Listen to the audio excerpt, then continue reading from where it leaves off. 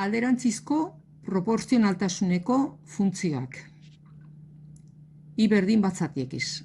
Bueno, fijatzen bat zeate, zatikiarrak dira. Funtzio hauekin, karo, guain dio ez dakigu zer egiten hasi. Orduan egin behar deguna da pixka bat balio ezberdinak jun behar nahi ematen. Grafikoa itxura honetako eman behar digu. Hemen berakorra, eta hemen ere berakorra, bizatitan lortu behar dugu grafika hau. Orduan, jun behar naiz puntu guzti hauek bilatzen, eta gero egingo dut honen planteamentu bat, edo aurkeztuko dizuet gero funtzio hau. Lehenengo, izendatzailean X daukat. Goran, goiko zenbakia bat ez dit arazorik emango, baina izendatzailean nik, hau, izendatzailean 0 ordezkatzen baldin badet Xen ordez, kalkulagailuari eskatzen diot bat zati 0 eta error ematen dit. Orduan, zer gertatzen da 0 parean, X abzisa 0 denean?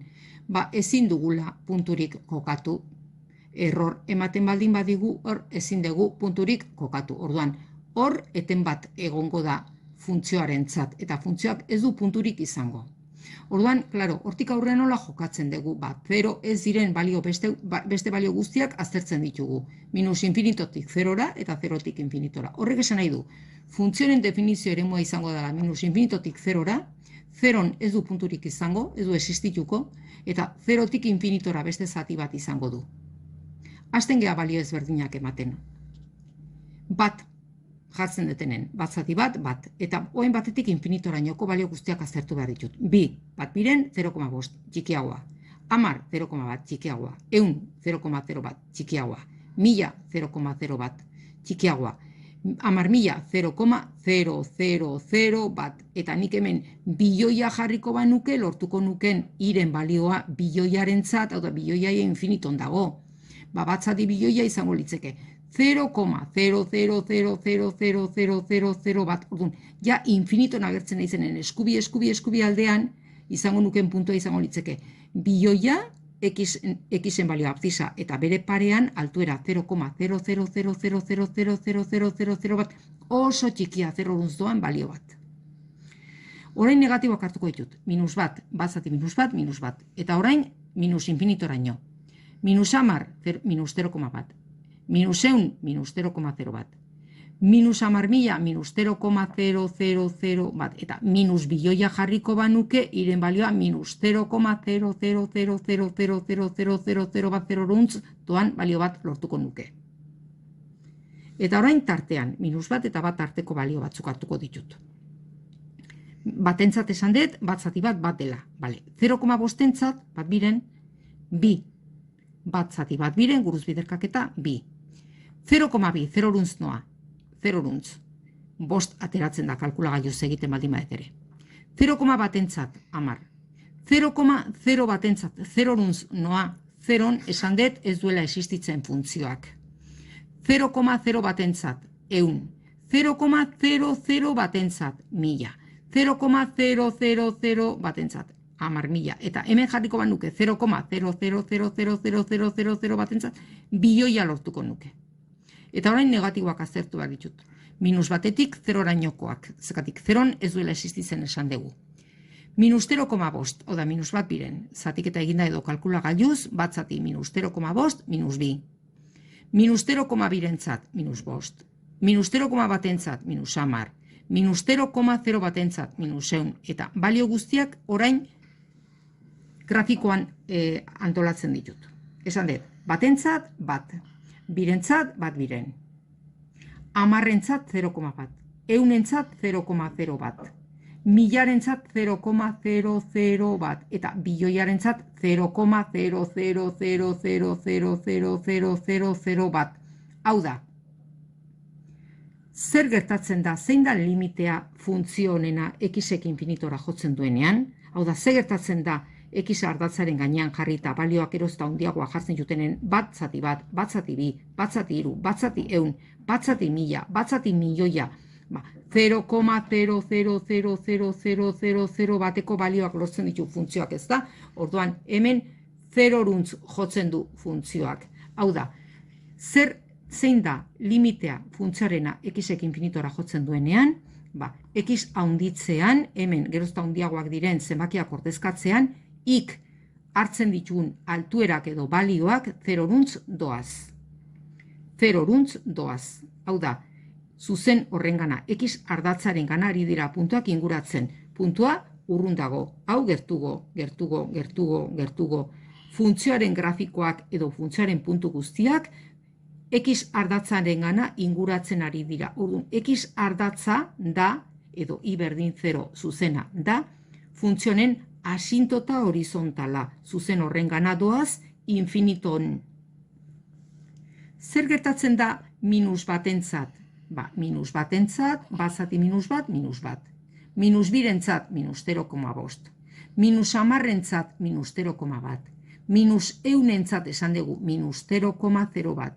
Minus milioiarentzat, minus 0,000000000 bat. Ez da 0, hemen zirrizku bat dago, baina 0 doaz iren balioak. Hau da, zein da limitea funtzioarena x ardatzaren gainean jarri eta minus infinitorun mugitzen garenean, hemen jartzen baldin badegu, minus bat, minus bi, minus hamar, minus eun, minus mila, minus milioia, 0 doaz. Minus 0,1 bat, minus 0,000 bat, minus 0,0000000 bat, hau da, limitea 0 da. Zer gertatzen da 0 inguruan? Bueno, 0 ez du existitzen. Orduan, hemen eten bat dago. Hemen asintota bat dago, arazo bat dago. Begiratu zergatik. Nik aztertzen baldin badet 0 inguruan, adibidez. Batentzat bat. 0,5entzat 2 esan dugu. 0,1entzat 10 esan dugu, begiratu taulan. 0,000 batentzat 100 esan dugu iren balioa. 0,0000000 batentzat iren balioa milioia altuerak infinitorantz doaz. Infinitorantz. Noiz doaz iren balioak infinitorantz. Zein da limitea funtzioarena x ardatzaren gainean jarrita 0 mugitzen garenean eskubialdetik, hau da x berdin 0, ez da? Hemen ez dauka punturik, bale. Baina honea jun behar gea mugitzen. Eskubialdetik 0ren eskubia hemen dago. Ni jartzen naiz 0ren eskubialdean plus eskubia esan nahi du. 0ren eskubialdean jartzen naiz. Eta juten naiz 0 eta 0 mugitzen naizenean hemen gelditu egingo naiz. Eta 0 mugitzen naizen bitartean eskubialdetik x ardatzaren gainean jarri. 0ren eskubialdean eta 0 mugitzen naiz. Zer gertatzen da iren balioekin? Ze balioetara jotzen dute? Bueno, jartzen naiz 0ren eskubialdean eta mugitzen naiz 0 aldera, 0 Zer gertatzen da funtzioaren balioekin? Balioak. Hemen, bi denean 0,5. Inguratzen naiz bat. Inguratzen naiz 2, inguratzen naiz 0 10, inguratzen naiz 100, inguratzen naiz 1000, inguratzen naiz gehiago, milioia. Zer gertatzen da abzisa 0ren gana jotzen detenean eskubialdetik iren balioekin, infinitorantz doaz. Plus infinito da limite horren balioa. Zergatik, funtzioaren balioak x ardatzaren gainean jarri 0ren eskubialdetik eta 0ra mugitzen naizen neurrian, iren balioak edo altuerak, geroz eta handiagoak dira, infinitorantz doaz. Infinitorantz doaz. Eta zer gertatzen da, 0 ez du existitzen, hemen arazo bat dago, eta ordun ia ardatzaren gainetik ez da pasatzen funtzioa. Zer gertatzen da, ni 0ren ezkerraldean, 0ren x ardatzaren gainean jartzen naiz, 0ren ezkerraldean, 0 abzisa hemen daukat, ezkerraldean jartzen naiz. Eta jotzen dut, 0 zenbakira jotzen dut, bere ezkerraldetik. 0 jo behar dut, ezkerraldetik. Honea iristean geldituko naiz. Zer gertatzen da iren edo altueran balioekin? Hemen aurkitzen naiz, altueran negatiboa da. Txikiagoa,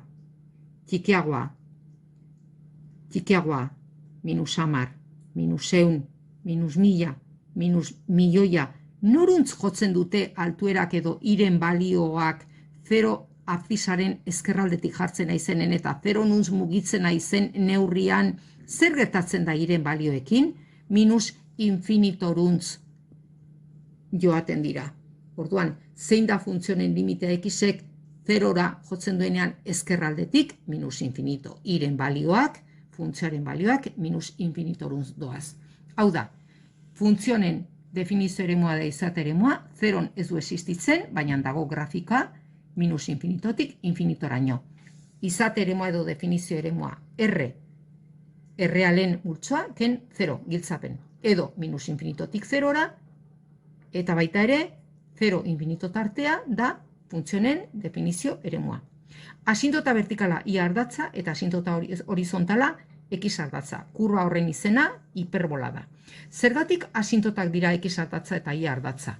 Bueno, infiniton eta minus infiniton funtzioaren puntuak geroz eta gerturatzen dira x ardatzaren gana. Minus infinitora jotzen detenean eta infinitora jotzen detenean x ardatzaren gainean xen balioak haunditzean, iren balioak puntuak x ardatzaren gana inguratzen dira. Orduan, zuzena x ardatza da zuzen bat, non funtzioaren puntuak gerturatzen doaz.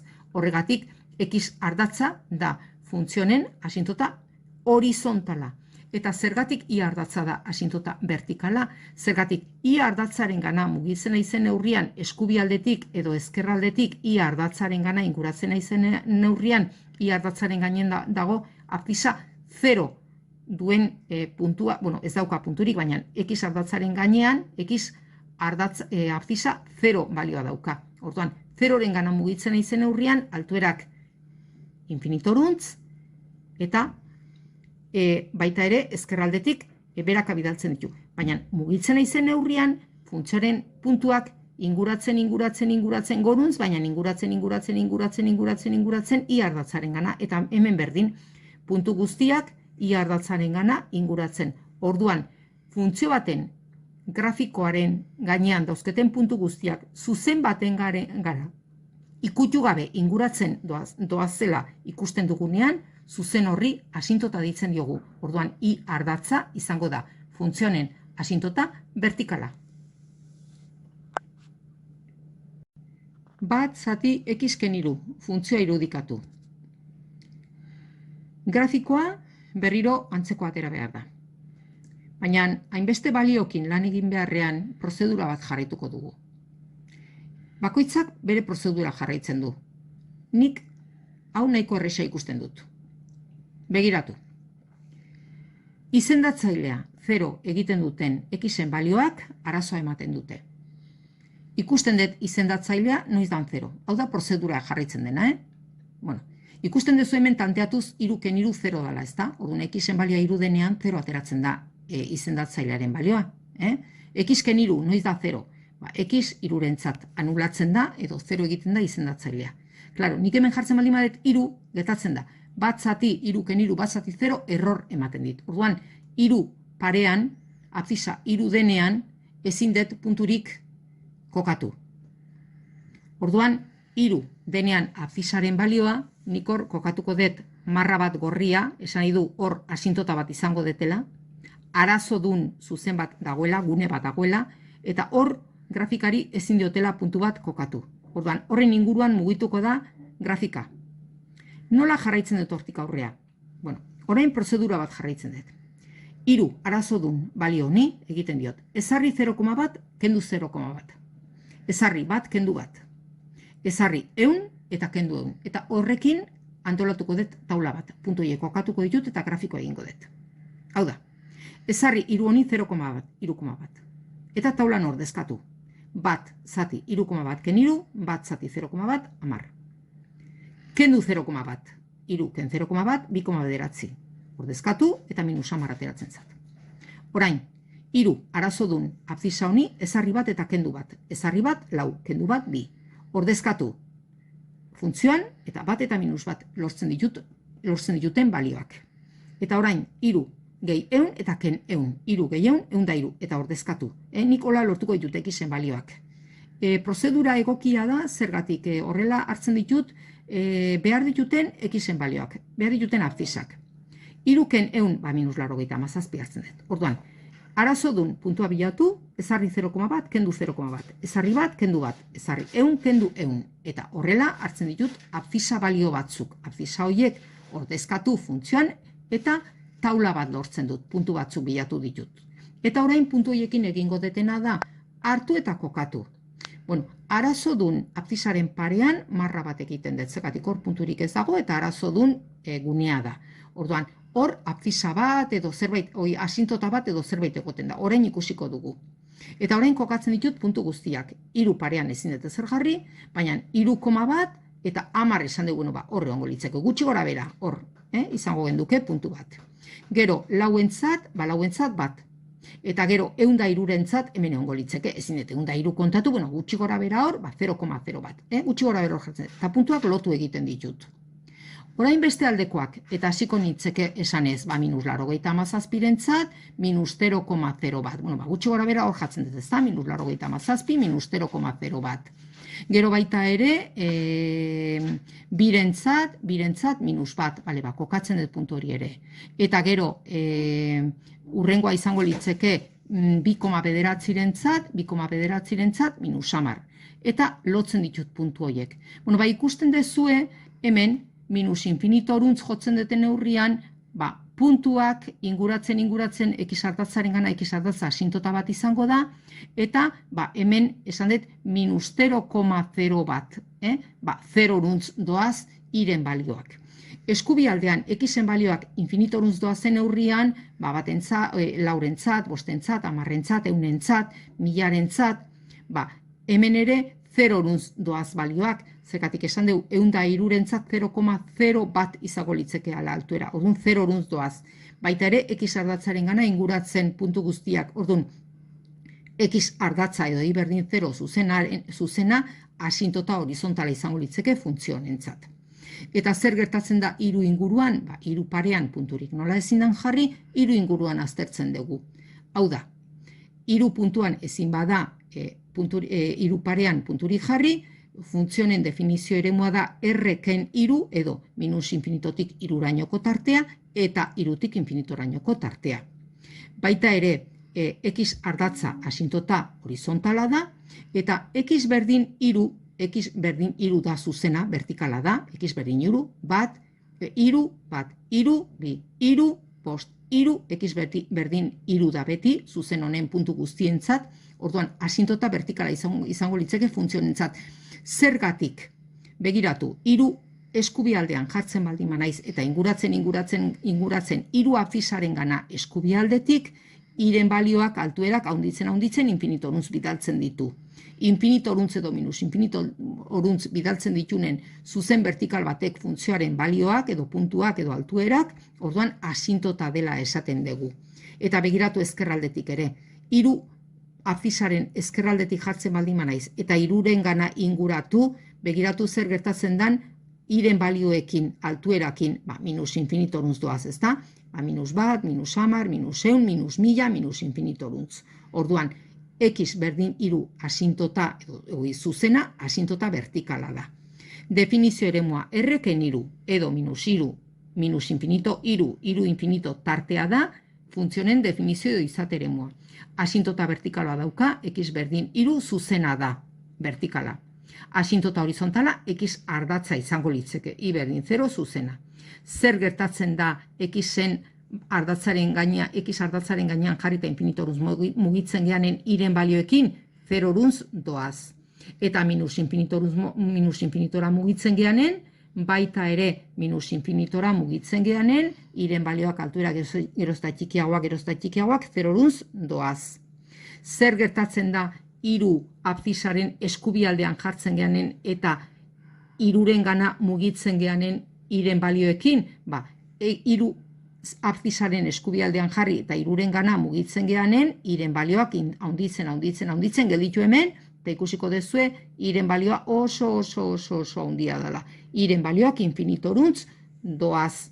Eta X ardatzaren gainean jartzen geanen, 3 abzizaren ezkerraldetik eta 3-ren gana mugitzen geanen, iren balioak minus infinitorantz doaz, beida, 3 abzizaren ezkerraldetik jartzen gea, eta mugitzen gea 3 balio abzizaren gana. Begiratu zer gertatzen den iren balioekin txikitzen, minus 100, minus 1000, minus milioia, minus infinitorantz doaz.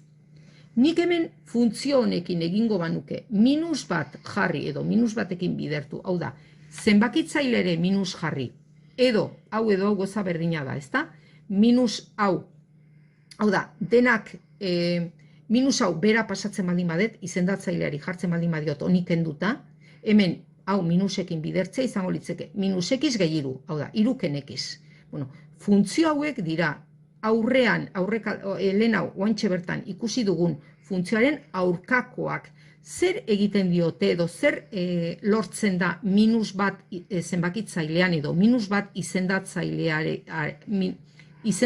minus batekin bidertzean, gertatzen da, altuera guztiak ikurra aldatzen dutela. Hau da, lehen hau baldin zen lau bat, orain lau minus bat bihurtzen da.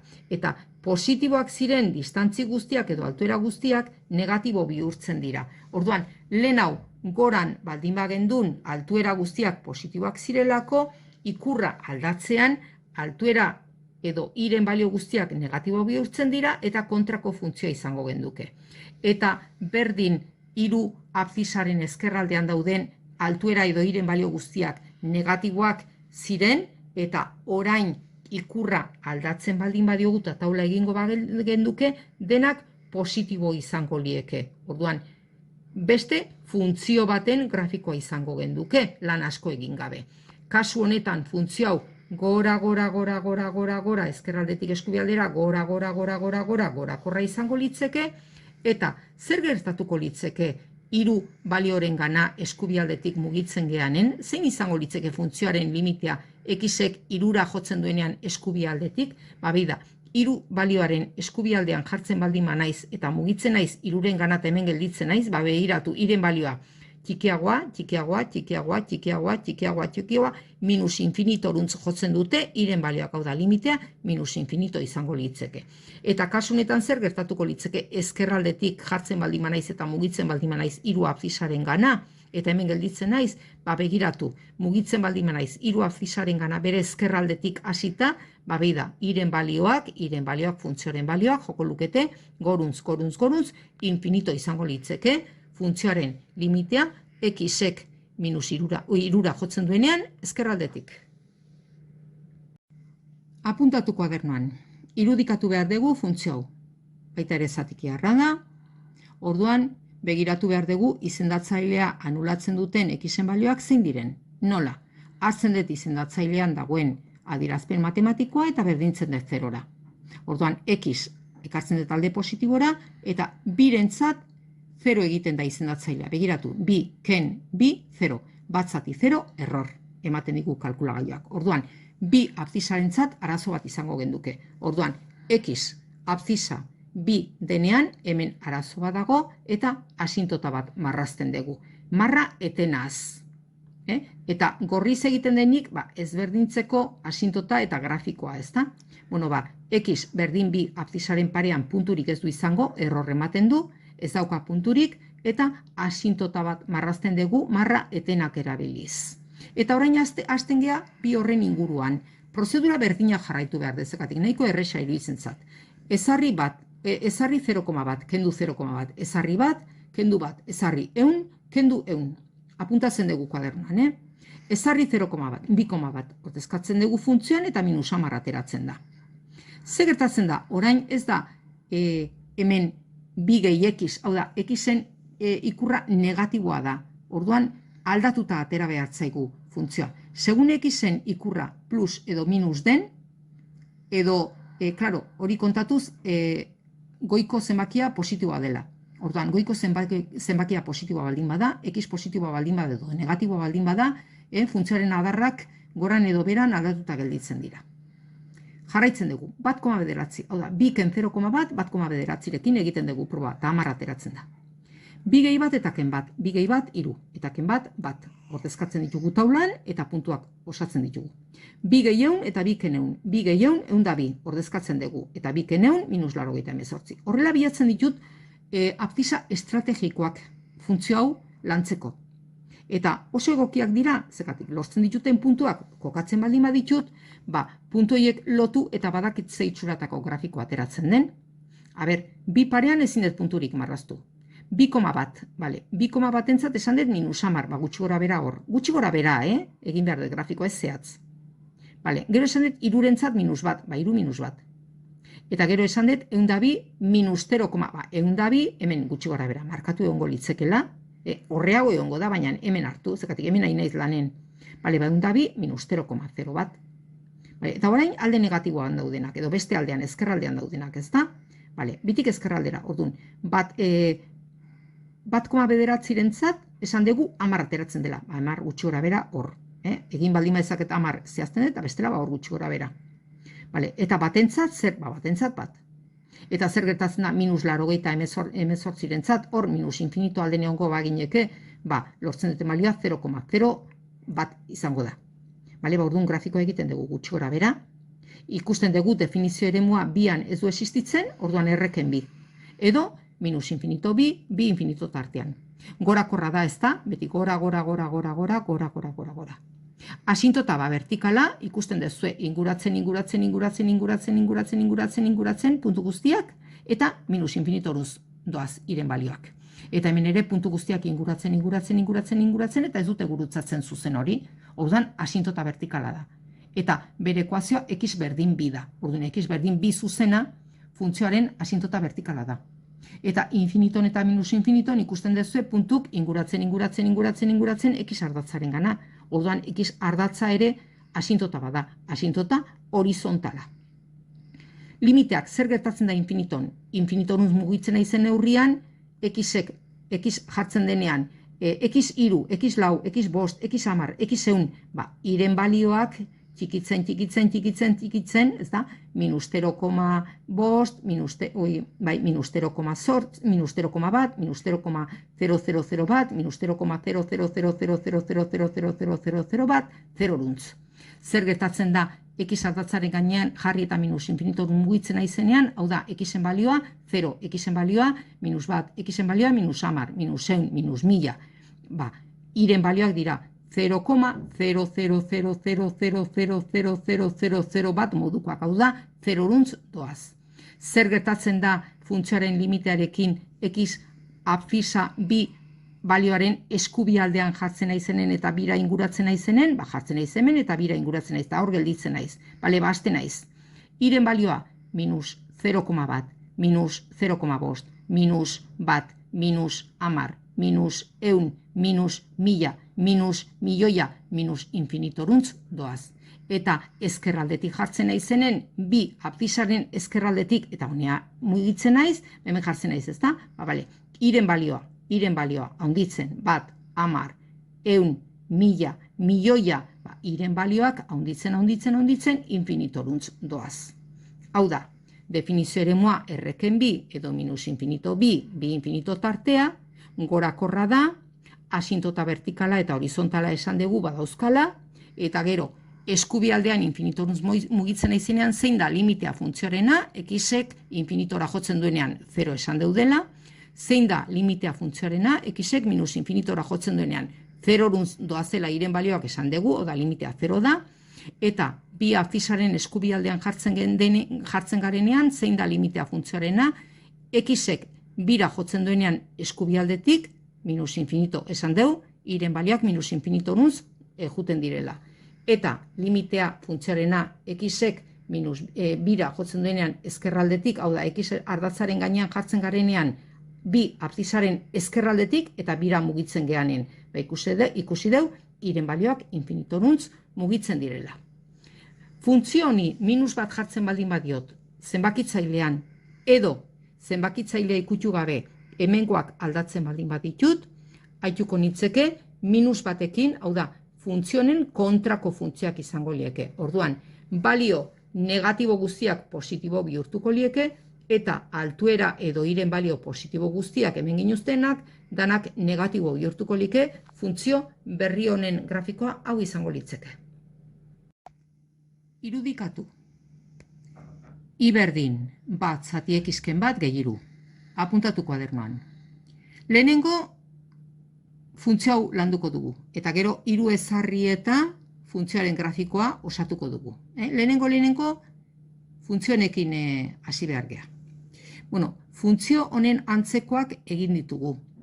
Izendatzailea zerora berdin du eta zein x-entzat izendatzailea anulatzen dan 0 egiten den ikusi batentzat, ezta? Bale, x-ken bat zerora berdintzen baldin badegu, berak ematen digu. Bat abzisa da arazoa ematen digun zenbakia. Begiratu bakarrik hau, 3 gero ezarriko diogu. Orduan, bat jartzen baldin badegu, bat zati 0, error ematen du. Orduan, prozedura jarraitzen dugu. Ezarri arazo duna abzisa honi 0,1, kendu 0,1. Ezarri bat, kendu bat. Ezarri 100, kendu 100. Ezarri 0,1 eta ibilatu. Kendu 0,1 eta ibilatu. Ezarri bat eta ibilatu. Kendu bat eta ibilatu. Ezarri 100, bat eta 100 da bat abzisa lortzen dugu, eta abzisa hori ordezkatu, eta bera abzisa horri ibilatu. Kendu 100 bat, ken 100 minus 89 ordezkatu funtzioan, eta ordenatua ibilatu. Puntu batzu dauzkagu, kokatzen ditugu, arazoa ematen digu abzisa bat parean arazo badago asintota vertikala marrazten dugu, x berdin bat zuzena asintota vertikala izango da funtzionentzat, zergatik grafikoaren puntuak inguratzen jungo dira zuzen horrengana, eta zuzen horrek bidaltzen ditu infinitora edo minus infinitora. Eta x ardatza ere asintota horizontala izango da kasu honetan, zergatik funtzioaren puntuak inguratzen doaz, zuzen horrengana, ardatz horrengana. Definizio eremua erreken bat edo minus infinito, bat infinito tartea, eta esan dugun bezala asintota vertikala x berdin bat, eta asintota horizontala x ardatza. Bueno, hori izango litzeke funtzio horren grafikoa. Zer gertatzen da orain 3 zenbakia ezartzen baldin badiogu? Bere puntu guztiak 3 unitate gora egingo dute. Hau da, hemen baldin badaukat 2 bat puntua, izango dugu 2 lau puntua bihurtuko zaigu, zergatik 3 ezartzean, grafiko guztiak 3 pixu, 3 altuera, 3 unitate goruntz egingo dute, iren balio guztiak, puntu guztiak, x abzisa mantenduz abzisa horren parean, baina 3 salto goruntz egingo dute. Begiratu. Egiten dugu balio berdinak hartu, eta orain eskatu zaigun funtzioaren grafikoa lortu behar dugu. Orduan batean arazoa dago, ezta? Zergatik hemen arazoa baldin badago, error, gehiru error izaten jarraituko du. 1,1, lehen hau zen, hemen, ateratzen zen 1,1-entzat, 10, orain, 3 gehiago, 13. 0,9-entzat ateratzen zen, minus 10, orain, 3 unitate igotzean, minus 7 igotzen da. 2-entzat lortzen zen bat. Bat 3 gehiago, 4 igotzen gea, 4 pixura, bat gehiru. 0-entzat minus bat zen gehi 3, 2 ateratzen da, 2 igotzen da. 100 batentzat, 3,0 bat, 0,0 bat eri 3 ezarri ondoren, 3,0 bat. Eta minus 89-entzat, minus 0,0 batetik igo da, 3 ezartzean 2,9. Kokatzen baldin baditugu puntu guzti hauek eta lotzen ditugu, orain ikusten dugu asintota vertikala x berdin bat zuzena mantentzen dela asintota izaten, baina lehen hau arazoa edo puntuk inguratzen baldin baziren x ardatzaren gana, orain ikusi dugu puntu guztiak 3 pixu igo direla, 3 balio igo direla, altuera, altuagoak dira, orduan orain asintota horizontala x ardatza izan beharrean, beste zuzen hau izango da asintota horizontala. Eta zuzen honen ekuazioa da i berdin 3. Zergatik? Beida, puntu guztiak bat, 3, 2, 3, 4, 3, 5, 3, i berdin 3 da asintota horizontal honen ekuazioa. Funtzioa berakorra da eta jarraitzen du bere definizio eremua, minus infinito bat infinito tartea izaten. Erreal guztien multzoa ken bat. Orduan, asintota horizontala, 3, i berdin 3. Limiteak, limitea funtzionen eskatu zaigun funtzionen limitea x-ek infinitora jotzen duenean, 3, begiratzen dugu. X-ek infinitora jotzen duenean, norun doaz ze balioetara jotzen dute iren balioak? Begiratu, birentzat balioa, birentzat esan dugu 4. Eunda batentzat 3,01. Eta hemen milioia jarriko banuke, milioiarentzat 3,00000001. Orduan, iren balioak edo altuerak, 3 balioa hartzera egiten dute. Jotzen dute funtzioaren balioak edo iren balioak, 3 pixura. 3 balioa hartzera. Eta zein da funtzioaren limitea x-ek minus infinitora jotzen duenean, 3 baita ere, ni jartzen baldin naiz x ardatzaren gainean, eta jute naiz x-en balioei balio ezberdinak ematen, -1, -2, -3, -4, -10, -100, begiratu, 0rentzat balioa zen 2, eunda baten -89rentzat balioa zen 2,9. Eta nik hartzen baldin badet minus milioia, eiren balioa izango da 2,9. Hau da, 3 balioa hartzera jotzen dute iren balioak. Orduan, zuzen horrengana inguratzen ari dira. Eta limitea x-ek minus infinitora jotzen duenean funtzioarena 3 da, zergatik iren balioak 3 pixura iritsi nahian ari dira. Eta 3 pixura doaz. Irudikatu, i berdin, bi zati, x-ken 3 gehi bat. Zuzenean egin behar dugu, honen grafikoa. Ze itxuratakoa ateratzen den. Lehenengo, zatiki bat dagoenean, izendatzailea 0ra berdin du eta ikusi behar da, nun daukagun arazodun abzisa. 0ra berdintzen dugu, beste inguruko zenbaki kasurik egin gabe, izendatzailea. Eta ateratzen zaigu 3 balioan arazo bat izango degula. Konprobatzen dugu. 3 abzisarentzat, 3 ken 3, 0, bi zati 0, error. Orduan ja ezin dugu hor punturik kokatu. Orduan, 3 abzisaren parean asintota bat egin beharko dugu. Jarraitzen dugu betiko prozedura erabiliz. Ezarri 0,1, kendu 0,1. Ezarri bat, kendu bat. Ezarri 100, kendu 100. Ezarri 0,1 ordezkatu eta iren balioa bilatu. 21, goruntz, goran dago. Kendu 0,1, 2,9. Ezarri eta -19. Beran dago puntu hori. Ezarri bat eta kendu bat ordezkatu funtzioan eta puntuak osatzen ditut. Ezarri 100 eta kendu 100. 3 gehi 100, 103. Ordezkatu funtzioan eta puntua osatu. Beste abzisa bat bilatzeko 3 ken 100 minus 87 bilatu dugu beste abzisa bat, ordezkatuko duguna funtzioan eta i bilatuko diogu. Puntu gehiago ere egin ditzakegu, aurkitu ditzakegu, adibidez.